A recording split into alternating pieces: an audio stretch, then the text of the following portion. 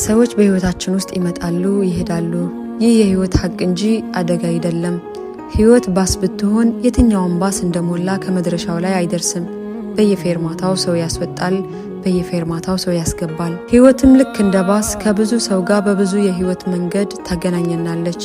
ታዲያ ከሰው ጋር መገናኘት እንዳለ ሁሉ መለያየትም የህይወት አንዱ አካል ነው። ታዲያ ይህ ከሆነ በየፌርማታው ሰው ማስገባት ማስወጣት እንልመድ።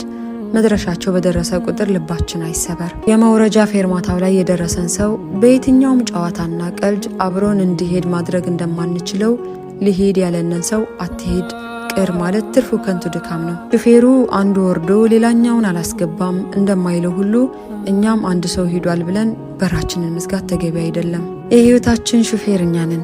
ሹፌሩ እስካለ ድረስ ሰው ወጣም ሰው ገባም ባሱ መሄዱን አያቆምም።